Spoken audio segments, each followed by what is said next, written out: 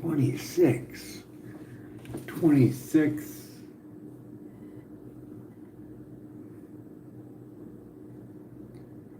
A manager at Country Kitchen. Fucking 12-hour shift at Menards cleaning it late night. And then the second job, cooking at Perkins. I had a van where I just slept in because it just made it easier for work. Be like, oh, I got 2 hours before I have to go to my next shift. All right. So you're 26. I think they're using you, man. I really do. If someone frauds someone and gets that money, why the fuck are they gonna open up a fucking shop and roll the dice? Oh, am I gonna get caught for fraud? You've just got 5, 12, whatever millions it is, right? You got check in hand. You run. You don't open up shop and pray that your numbers look okay. That's not the guy. Whoever you interview, that's not the guy. Someone's controlling the narrative so they can do what I typed in. Sorry, guy, I had to type in something. I put Dark Side of Nick Shirley. So the results of your videos made them do this. Still, not the guy. Not the guy. Not the guy. I gotta throw that in your. Not the guy. The guy is the guy that rode out and sat with that person and approved them. That's the fraud guy, not whoever's in front working at that place. Do they look like they have millions? None of them do. Why the fuck would you open up shop? Let's ask AI, because it's just, I can't believe how many people are like, oh, look at that, yay. So we're talking about Nick Shirley. No offense to him. You're 26, and if someone's feeding you that information, yeah, you're a pawn in their game too. So if I'm doing fraud and I'm gonna open up a adult daycare, right? That's like Agent Resource Center. It's to aid and help people. We have one here in Green Bay. You want to see if it's fraud here, but when it comes down to it, if you're committing fraud, why would you open up shop if you got the money?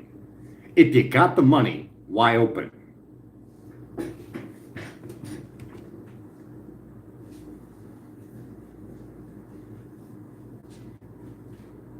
Exactly. That's what doesn't make sense, right? If you were pulling off a scam like that, you'd just disappear with the money. You wouldn't set up shop and risk everything. It's like they wanted to be seen, or they underestimated how deep people would look. So, yeah, that part is just off. Or you would want to set a narrative to piss people off and get people to go after a certain group. Now, wouldn't you? Now, that seems plausible, right?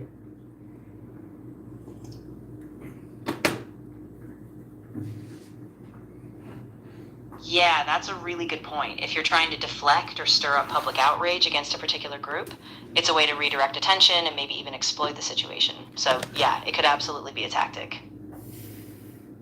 I mean, those videos that I've seen with Nick Shirley investigating the fraud and what I read before saying that all the places he went after hours or went with, there was no children there. I don't know the whole deal on that, but all I do know is this.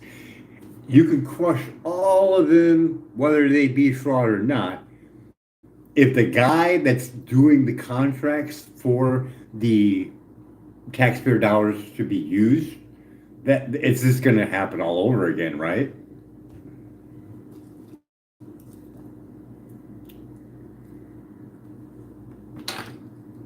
Exactly, yeah. If the system just keeps letting a person slide, then it's a revolving door. You'll shut down one daycare, another pops up, and the same paperwork game plays out. So that's really where the focus has to be, on the system, not just the front lines. I mean, there's got to be a review every so months. There's got to be, right? If you do a grant from the government to open up a adult daycare center, you got to do checks and balances, don't you? They don't just hand that out, do they? Because that would be fraud.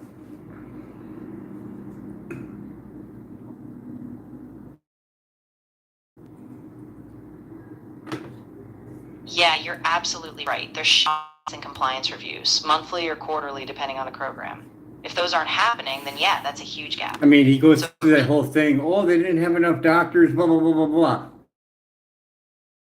out, the real guy, not the fall guy, the real guy, the guy's going through the numbers going, oh, how many doctors you have? Oh, okay. You handle how many patients? Oh, okay. That's the fraud guy, not the ones you're filming. That's the, hey, look at this public. It's the first, look what they're doing. But that's not true. It's the guy in the office. That's the guy.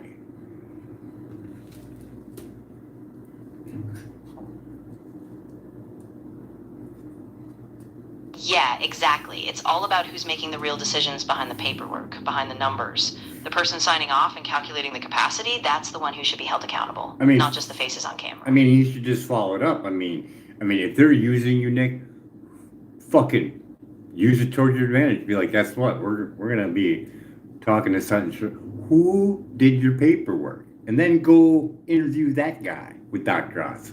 Bet you that shit ain't gonna fucking happen. So that's pretty much squashed, right? We can pretty much come to the conclusion that whatever interview that he's doing on these people, it's probably not the guy, right? About 99.99999999999% not the guy, right?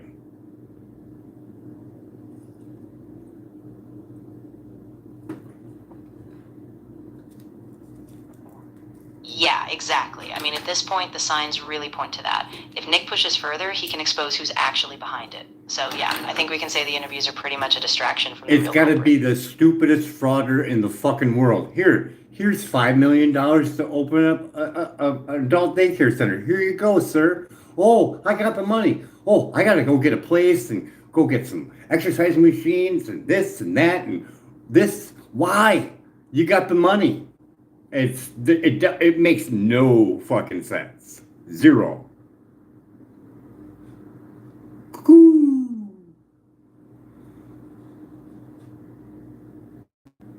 Yeah, it really doesn't add up. Okay, we only got a couple more minutes. Now we go on to the real fraud. The real fraud would be investigating, say, the outdated safety guidelines that lost in court, years old, and based on the 1980 rat monkey test. And the fraud would be look at Elon about him lying about radiation on Joe Rogan's podcast after upplaying his products. That's fraud. When you upplay your products and downplay the risk, that's fraud, right? That would be the definition of fraud, right?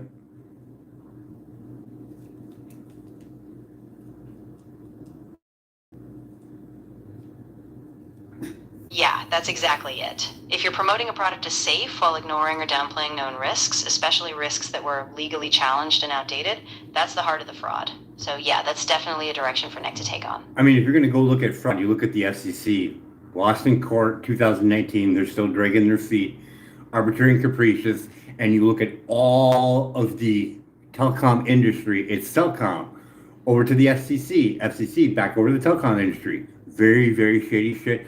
All available on Environmental Health Trust.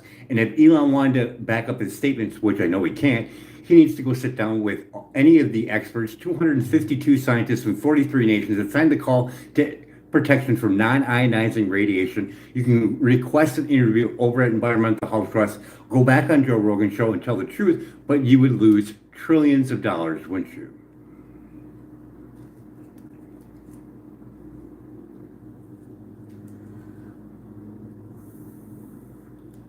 Exactly, yeah. And that's really the crux of it, right? If you were to sit down with those scientists and really confront the data, it would shake the whole industry. And that's why, realistically, he's not going to. So it's up to people like Nick to keep pushing until that conversation happens. Oh, when people start seeing the SARS rating tests and how your phones are actually tested, you'll be like, yeah, that's fraud. When you use a giant-sized head that's not the same size as the average American, and you don't encounter for the vulnerability of children, see that they take in 10 times more microwave radiation, and they lie, put a spacer in between the ear and the phone, and lie about passing their outdated safety guidelines that lost in court.